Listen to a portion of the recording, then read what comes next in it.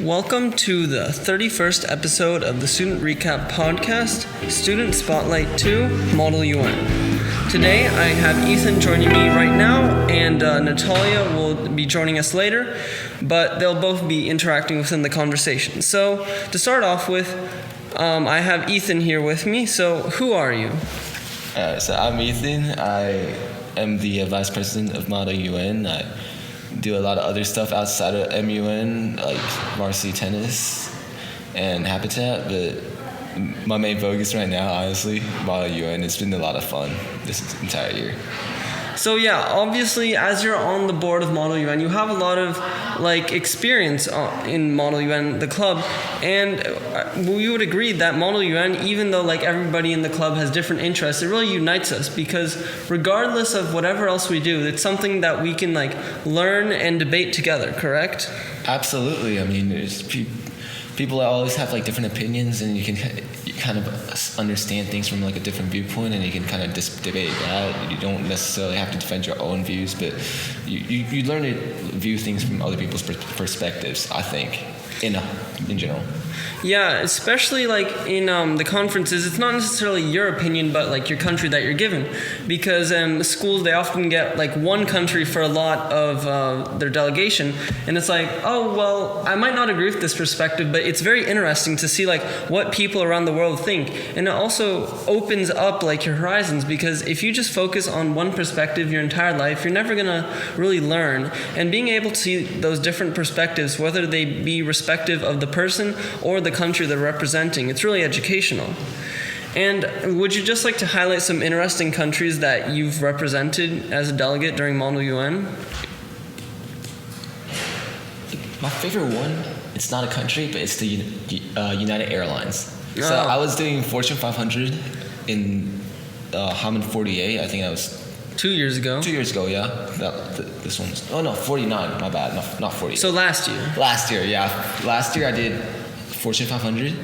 I was United Airlines, and I kind of really understood everything from a whole corporate standpoint, other than a country standpoint, which is a really unique thing, because usually you it's easier to understand something from a country's perspective. I mean, people voice their opinions, but from a company's perspective, everyone's trying to do PR, so everyone's trying to keep their reputation high, everyone's trying to do whatever's best for themselves, and so yeah, it's a whole different thing, and that's what I found the most unique, most interesting. It's just you have to go into it, you have to do a lot of research, you have to do kind of watch interviews of executives, you do a lot of that kind of preparation. And then once you're there, then you're discussing issues that are completely different from what you would normally discuss in a Model UN conference. So. Yeah, United Airlines is actually a pretty interesting point to bring up, because, when people think of Model UN, they're always oh yeah, countries, but you also represented, I believe, it was some news source during the most recent Hammond 50, and that was interesting because the press corps, it's a press release that you have to produce, not necessarily a debate with resolutions. Yeah, I was South China Morning Post. We did not have any discussions or anything. We just went up straight ahead. We were assigned to different conferences, and we kind of took notes. We asked questions. We interviewed people, and then we were publishing these news articles and breaking news headlines that would get posted on their Instagram, which is I thought that was a really, really nice touch, actually.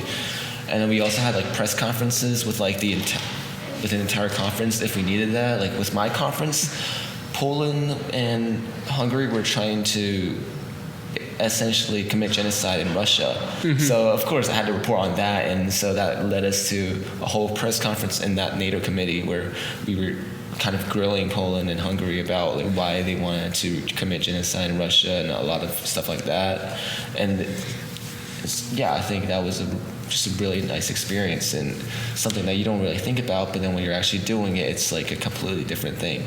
So Model UN, it not only boosts your like international perspective, but at the same time, it can also give you a lot of skills like reputable journalism and stuff like that.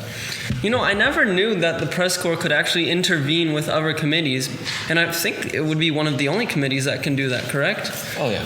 Yeah, because crisis committee, even they stay to themselves for the most part. We did have an incident in the last one where Ulysses, which we interviewed in the previous podcast, he revived the Terracotta Army and invaded another crisis debate about the Eight-Nation Alliance invading China in the early 20th century.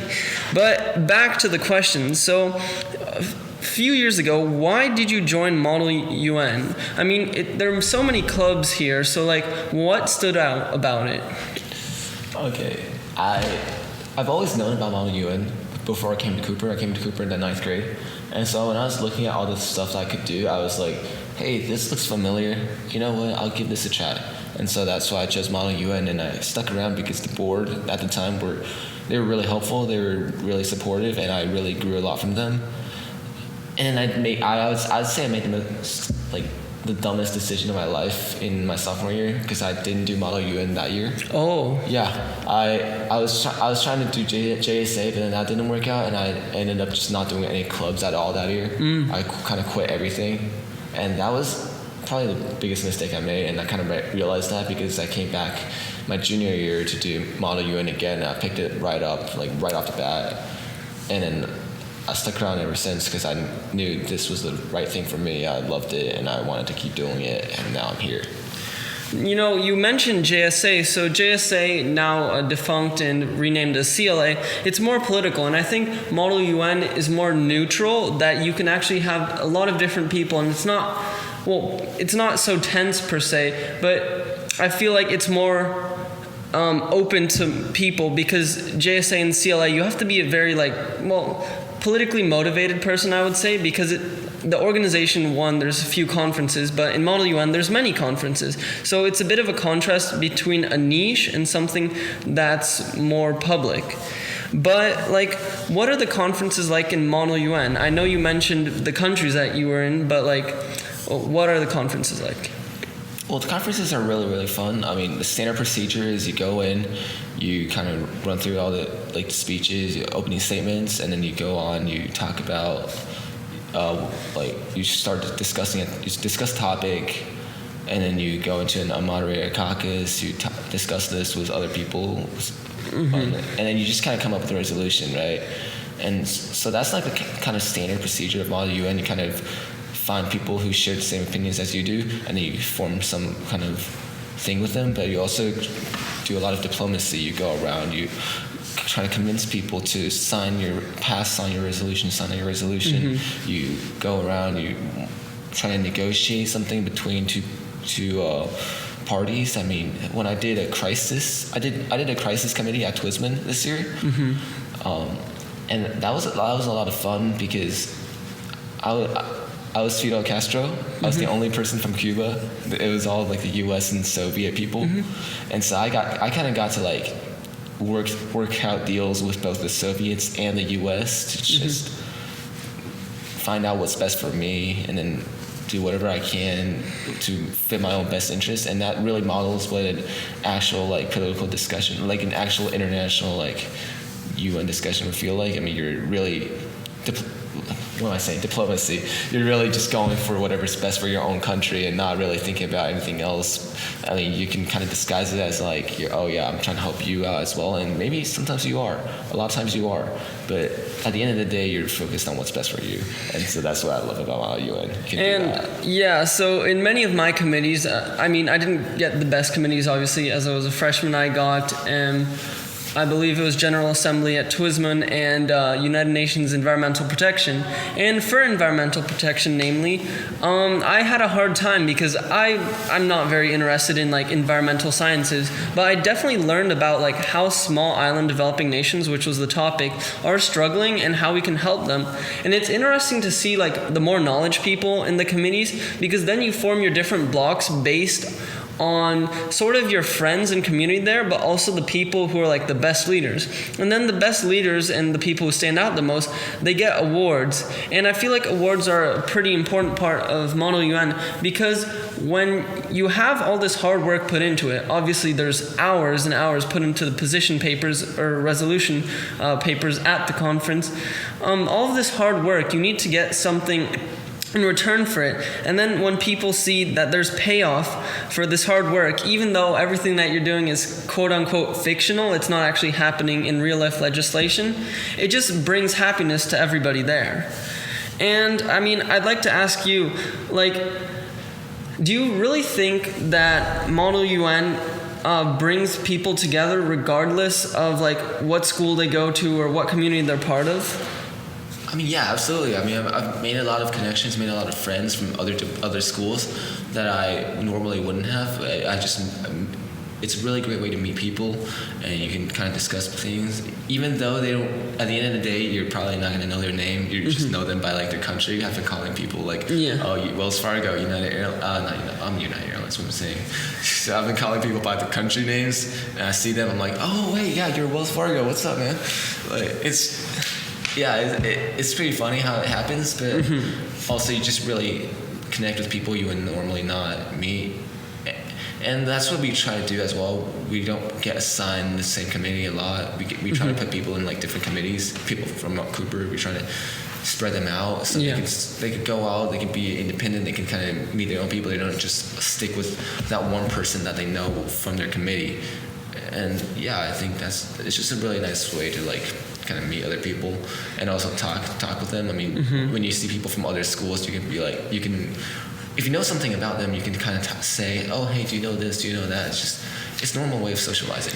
Yeah, and more on the socialization aspect. So at Twisman, I was kind of the leader of quote-unquote authoritarian countries. I was Russia at Twisman, and then the Seychelles, Vietnam, and I believe like... who was it? Like Uganda, they were all following me. And then at Haman, even though they weren't in the same country, they were like, oh yeah, Russia, we're following some of your ideas in our committee. And so like people kind of get inspired after like the people who do really well, because I mean there's always the jokesters in Model UN who make very like quote unquote silly speeches, but sometimes they actually make sense. So there was this one guy at Hamun who was talking about time and like how the world, like with climate change for the small island developing nations, as I mentioned earlier, didn't have enough time to prepare for the catastrophe that was occurring. And he actually got honorable mention because it just resonated with everybody, and then we kind of sped up the resolution paper process. So outside of just like the conferences, how do you think Model UN prepares you for extracurricular activities and just like academia in general? Ooh, I mean, for extracurricular activities, Model UN really sets you straight on the path of like time management, let's say, because you have to write like a lot of stuff in such a short time. You really have to stay focused, and that really helps you because like you really there's like a deadline. You're set with a deadline, and you're kind of rushing through things, and you just want to get things done, and so you really start paying attention to it, and then you kind of apply that to other things, and you start paying attention to your work, your schoolwork, stuff like that, or your extracurricular activities, other activities. And for academia in general, I think MUN it helps you see things from like a different perspective. As I said earlier, you really understand things from a whole different angle. And it's just broadening your view, and I would say you're learning a lot more. You're kind of understanding why. You're not just understanding like what people are thinking, but you're also understanding why people think this way, and you're trying to defend it through like their why. And so I think that's like a really valuable part of just Model UN in general. And namely, you talked about the time and like the deadlines. So obviously we barely have 7 hours within a conference to get an entire resolution passed. And sometimes committees, they rush the resolution in and they come out shabby.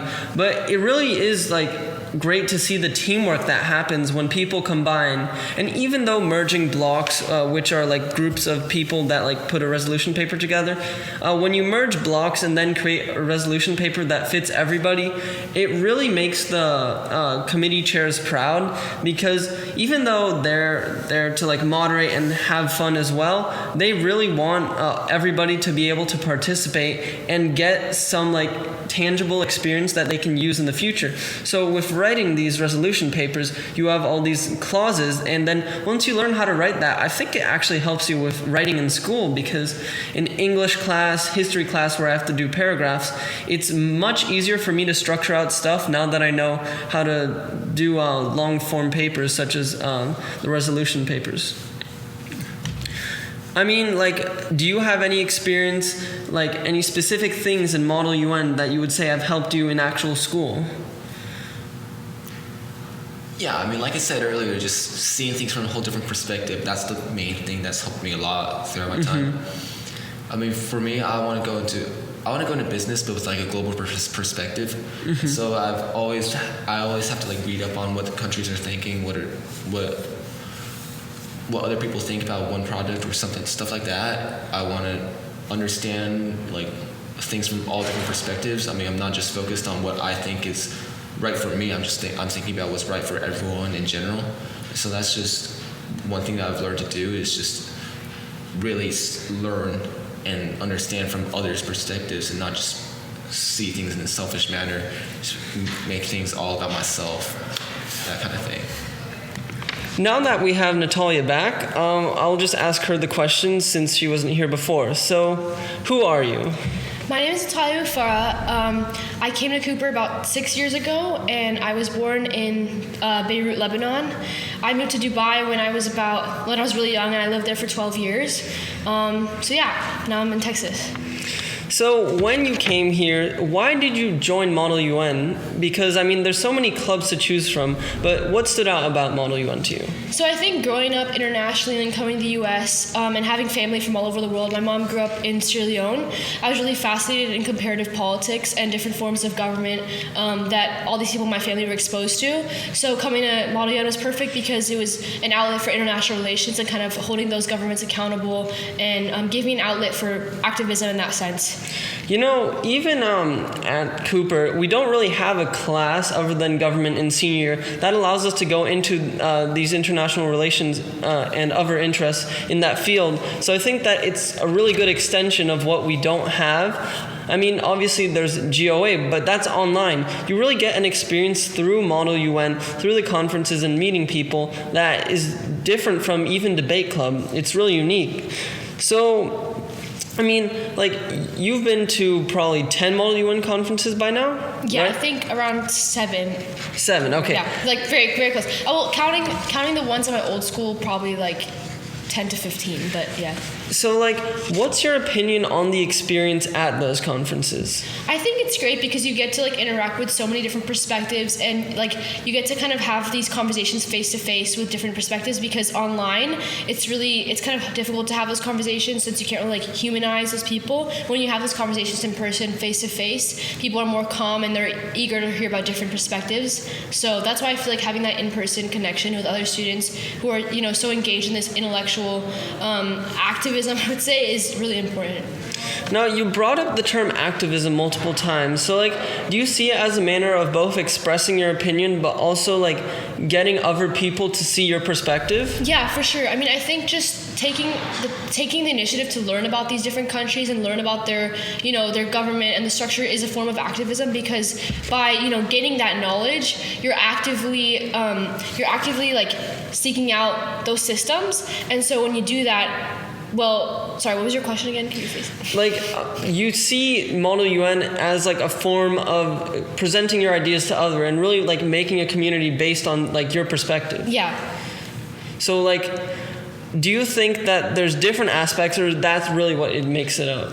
I think there's different aspects because like you present your opinion, like I said, like to have those shared exchanging of perspectives, but at the same time there's like the research aspect, and there's like researching, you know, how the UN works, but also like the country that you're a delegation of. And so like again, engaging in that search for knowledge is like a form of activism. So that's why I feel like that can also be a part of Model UN. Mm-hmm. And with the point of diplomacy, so you mentioned your mother was born in Sierra Leone. Obviously, that country is very different from Lebanon, Yes. but even from Dubai or the U.S. So, like, Model UN, even though people don't come from that far across the U.S. for the conferences or wherever the region that you are may be, you really see, like, the different communities in different regions of your state or county, because even, like, in this area of Texas, like, people that come from other states for Haman, we see like, oh yeah, these people are a little bit different, and I'm kind of learning about their culture, but also the culture of the country that they're representing, which is really interesting. For sure. And I mean, I learned about Turkey and Russia and their perspectives in both Twisman and Haman this year,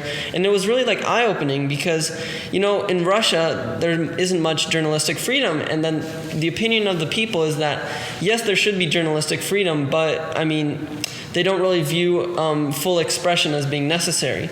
And for Turkey, as an agrarian nation, and the topic of Haman within my committee being stopping fertilizers from like being toxic to the land, it really like opened my eyes to third world nations or nations that are developing that like need fertilizers and these goods to help their country, but also the crises that are happening with them, because Model UN, it's fictional. Our resolution papers, they don't actually get passed in real life, but it really opens like the debate and possibly a future stage for people in Model UN to actually become part of legislation and the actual United Nations to do action. For sure.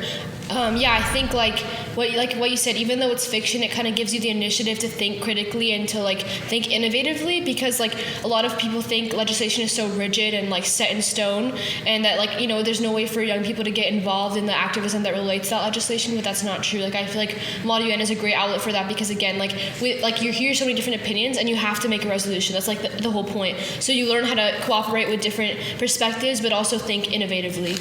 Yeah, actually, Ethan mentioned critical thinking, sort of, when he was talking about the experience that you gain from Model UN. And it's really interesting to see, like, oh yeah, I have to like get my agenda passed, but I also have to think the problem out with other countries. And some of the countries in my block within UNEP were Japan, which was focused on fisheries, and since fertilizers get into the ocean, that hurts them as well. So you see like all these different countries that are affected by one crisis, and then you critically think to solve the entire situation with one plan. Mm-hmm. And even though there are people who may oppose your perspective within Model UN conferences, I think it's interesting to see some people support really crazy opinions, right? Yeah, because again, you're representing your delegation, not your own personal beliefs, so people will come up with those crazy opinions. But I think that's what's so unique about it, because again, you're going to be forced to be exposed to different perspectives, since, you know, again, they're representing different countries, but you still have to come to that resolution, and that's why it takes so much critical thinking and social awareness.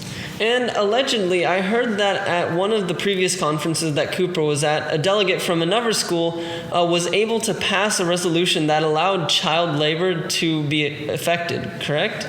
Yeah, there's some crazy crisis resolutions that have been passed.